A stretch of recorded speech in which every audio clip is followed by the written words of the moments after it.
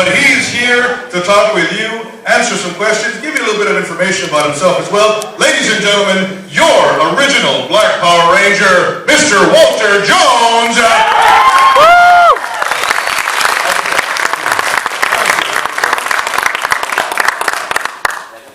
All right, come on in. There's plenty of room, folks. Look at that. Come on in, come on in, come on in. Walter, very nice to meet you. I know I met you last night. Had a little bit of fun last night. So we're going to go ahead and start off nice and easy. You know, and I know you've probably said this many times before, but can you give us an idea of how you got started in the business? You know, what was your first job? All the beginning details, please. Okay. Well, let's see if we can let everybody come in and have a seat first. We're a little premature. Let everybody get in. How you guys doing today? Yeah! Yeah? I gotta say, I'm having a good time on the radio, man. You guys are cool. The radio's in the house. Yeah, man. It's nice. I just gotta go and find a good place to have some authentic Mexican food. Where should I go? Wow. He's like, the house. Come by to the house. Yeah, that sounds good. I'm like, yeah, come to mi casa. Right? Come on in, guys. Come on in. Have a seat. Come on in, guys. We're just getting started here. All right, so he asked the question, how did I get started in the industry? What were my first jobs and so forth and so on. Actually, I've done a lot of work. I've done a lot of different things. I went to school of performing arts, and I got a degree in musical theater. So I learned to sing and dance and act and all that stuff. But I've had many jobs. I did singing telegrams at one point, and I wore a raisin suit. I was Rapid Monty Raisin, yeah? I'm Rapid Monty Raisin, that's who I am. I'm the biggest raisin in the land, yeah, kind of like that. Right? I would go around and sing happy birthday to people and that whole thing. I worked at SeaWorld for a while. I was in a show at SeaWorld in San Diego called City Streets.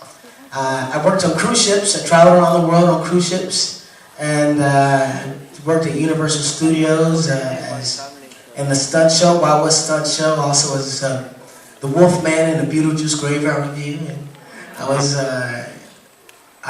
dressed as a mouse. I was in Feiffel's World or something like that. And so I had a lot of odd jobs. And then I did music videos and stuff like that. And then one day I got a call from my agent. She was like, hey, there's this show that they're doing, they're auditioning, and so they're looking for superheroes. It's like a superhero show. It's a kid's show, and the character they're looking for, he can dance and he can do martial arts and gymnastics, and so we want you to audition. I was like, all right, that sounds cool. So I go out and I audition for the show, and they like me. Yay, they like me. So then they had me come back and do a callback.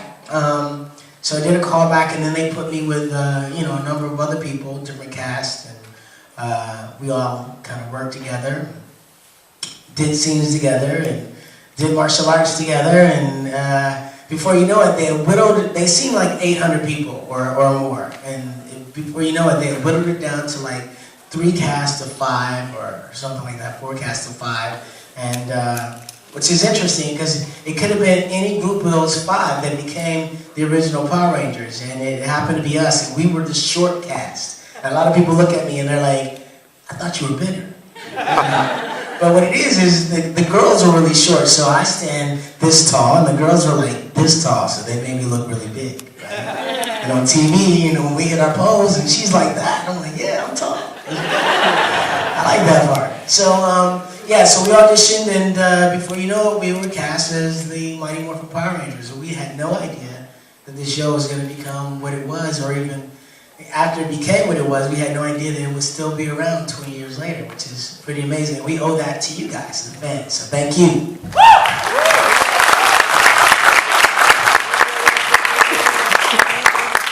Now, Walter, I had a chance to interview David Yost last year, and he talked about his experiences with the costume. And I'd like for you to describe your experience with that costume, because he says it was very skin tight. Yeah, it was a skin tight costume. Now the costume, it was, you know, it's spandex, so the experience with it was kind of like, you know,